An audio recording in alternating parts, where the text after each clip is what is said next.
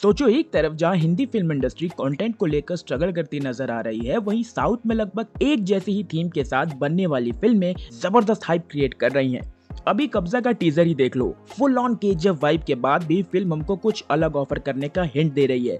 लेकिन मेरा डर ये है कि कहीं ये जॉनरा इतना रेपिटेटिव ना हो जाए कि इसके बाद ऑडियंस ही बोर हो जाए। अब क्योंकि कब्जा केजीएफ की तरह ही एक कन्नड़ा मूवी है, तो जाहिर सी बात है कि प्रोजेक्ट को बहुत डिसेंट तरीके से हैंडल किया गया होगा, जो उसके टीजर से पता भी चल रहा है। जब आपके पास ऑलरेडी एक ब्लूप्रिंट रेडी हो तो उसके साथ एक एक्सपेरिमेंट जरूर करना चाहेंगे। इसीलिए केजीएफ जहां विलेंस की स्टोरी पर ज्यादा फोकस कर रही थी, वहीं इसमें हमको वो आजादी वाले टाइम को दिखाकर थोड़ा हिंट दिया गया है कि यहाँ प्राइज पर गैंगस्टर लीडर की कुर्सी नहीं बल्कि कुछ उससे भी बड़ा लगा हुआ है। अब केजीएफ जैसे इसमें गोल्ड फील्ड्स की तरह कोई बड़ा मोटिव नहीं दिखाया गया है, लेकिन गैंगस्टर की भीड़ के बीच में अपने हीरो की एंट्री, विलेंस के ग्लिम्पसेस और वाइड रेंज शॉट्स आपको इसका प्रेमिसेस बड़ा जरूर दिखा रहे हैं, लेकिन कहानी कितनी बड़ी होगी। मेरे लिए हर फिल्म अलग होती है, लेकिन जब इतनी ज्यादा सिमिलरिटी मुझे टीजर में दिखाई देगी तो मुझे इसके इंस्पिरेशन के बारे में थोड़ी बात करनी ही होगी। पूछना पड़ेगा कि तुम नया क्या लाई हो। वैसे वीडियो में आगे बढ़ने से पहले अगर आपको हम कुछ अच्छा ऑफर कर रहे हो तो फ्री के मजे क्यों ले रहे हो भाई? चैनल सब्सक्राइब कर दो ना, प्लीज कर दो। अच्छा, थोड़ा सा अभी कर दो, थोड़ा बाद में कर देना। तो पहले इसके ब्लूप्रिंट से शुरुआत करते हैं।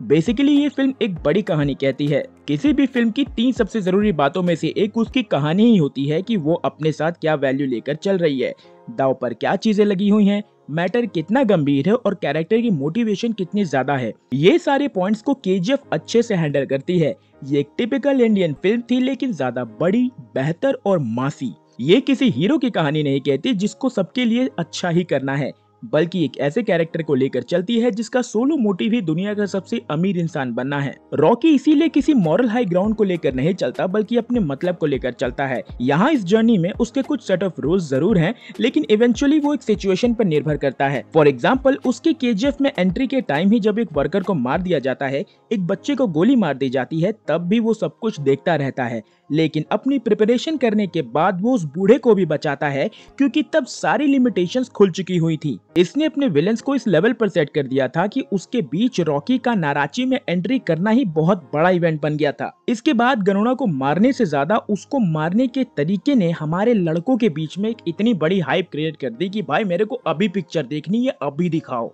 ऐसे में केजीएफ 2 जब आई तब वो ऑलरेडी एक हाइप ट्रेन पर बैठी हुई थी, जिसका सीधा फायदा इसके पहले ही वीक में दिखाई दिया और 1400 करोड़ प्रोड्यूसर्स के अकाउंट में भर गए। अब क्या ये सारी बातें कब्जा हमको दिखा पाएगी? क्योंकि ऑनेस्टली इसके लीड एक्टर उपेंद्र बढ़िया एक्टर हैं, मगर अकेला एक्टर क्या ही करेगा अगर कहानी बड़ी ना हो। ऐसी फिल्में एक बड़े प्रेमिसेस की डिमांड करती हैं। 2 पार्ट्स में कहानी को लिखने का सिंपल फॉर्मूला ही फर्स्ट पार्ट में कैरेक्टर डेवलपमेंट होता है। ऐसे में इसके ट्रेलर में हम क्या देखेंगे, कितने कैरेक्टर्स देखेंगे और क्या नया देखेंगे, ये देखने वाला होगा। फिर भी एक सवाल हमें खुद से भी पूछना पड़ेगा कि हमारी हिंदी इंडस्ट्री क्या कर रही है।